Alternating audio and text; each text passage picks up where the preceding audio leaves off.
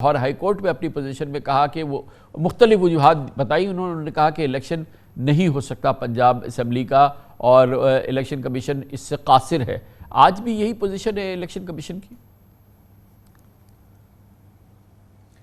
कामरान साहब, election commission of Pakistan के आला हुकाम से हमारी बात हुई तो उन्होंने कहा कि लाहौर हाई कोर्ट का फैसला आ जाने के बाद भी जो उसका ऑपरेशनल पैराग्राफ है, जो कि पैराग्राफ नंबर 20 है, उसमें हमें एक मरतबा फिर डिपेंडेंट कर दिया गया है गवर्नर पंजाब के साथ मुशावरत की सूरत में। तो सूरत हाल अभी भी वही है जैसा कि इलेक्शन कमीशन पहले भी बाउंड था। आइन के आर्टिकल 105 के तहत ये गवर्नर की जिम्मेदारी है कि वो तारीख दें।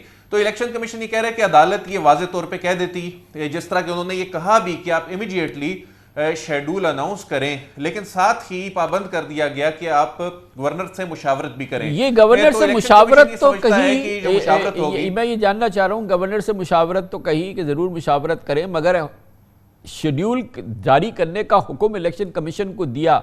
ये नहीं है कि मुशावरत के बाद वो कहें कि गवर्नर साहब कह रहे हैं हम 7 दिन सोचेंगे फिर बताएंगे। वो तो फिर अब उन्हें शेड्यूल तो देना है ना। कामरान साहब, इलेक्शन कमीशन ने शेड्यूल तैयार कर लिया है और पंजाब के लिए 9 अप्रैल की जो तारीख है उसको मद्देनजर रखते हुए शेड्यूल तैयार किया गया है। लेकिन इलेक्शन कमीशन के जो जिम्मेदार जराए हैं उनसे जो हमारी बात हुई तो उन्होंने कहा कि अब भी हम गवर्नर की जानिब से तारीख दिए जाने के हवाले से डिपेंडेंट हैं। अभी भी हम खुद से ये फैसला नहीं कर सकते। यही वजह है कि अदालती फैसले पर अमल दरामद करते हुए आज गवर्नर को दरख्वास्त की गई। कल 12 बजे मुलाकात तय पा गई है, जिसमें सेक्रेटरी इलेक्शन कमीशन और स्पेशल सेक्रेटरी इलेक्शन कमीशन और डीजी लॉ जो हैं वो गवर्नर से मुशावरत करेंगे। लेकिन उससे कबल जो गवर्नर मुशावरत करने जा रहे हैं, इससे पहले जो ब्रीफिंग ले रहे हैं आईजी से और चीफ सेक्रेटरी से, और ये आईजी और चीफ सेक्रेटरी साहिबान 8 तारीख को 8 फरवरी को इलेक्शन कमीशन ऑफ पाकिस्तान में जो ब्रीफिंग दे के गए हैं, अगर ये ब्रीफिंग वही रहती है गवर्नर साहब के सामने जो वो हालात रखने जा रहे हैं, तो ऐसी सूरत में ये सूरत हाल वाजे है कि गवर्नर की जानिब से क्या रिस्पांस हो सकता है। मिसाल के तौर पे जो चीफ सेक्रेटरी हैं उनकी जानिब से ये कहा गया कि सूबे में दहशतगर्दी का खतरा है। लेकिन आपके इल्म में है, आपके इल्म में है अदिल के ये दोनों हजरात चीफ सेक्रेटरी और आईजी लाहौर हाई कोर्ट में भी पेश हुए और वहाँ उन्होंने 2 टोक में कहा कि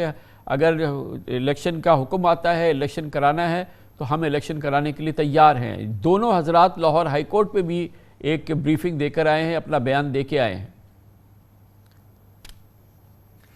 बिल्कुल ऐसे कामरान साहब बिल्कुल दुरुस्त फरमाया। लेकिन इन दोनों हजरात ने जो इलेक्शन कमीशन को ब्रीफिंग दी वहाँ अपने मसाइल सामने रखे, और जब गवर्नर इनसे मुशावरत करने जा रहे हैं, हालांकि इसमें यह भी इलेक्शन कमीशन के जो हुकाम है वो ये कह रहे हैं कि इसमें डायरेक्शन हमें दी गई है, गवर्नर को तो डायरेक्शन भी नहीं दी गई। हमें कहा गया है कि मुशावरत करें। और इसमें जो कामरान साहब जो पैराग्राफ नंबर 20 है, हालांकि इसमें यह वाजे तौर पे यह कहा गया है कि फौरी तौर पर पंजाब असेंबली के इलेक्शन की तारीख का ऐलान करें और नोटिफिकेशन में वजूहात बयान करें।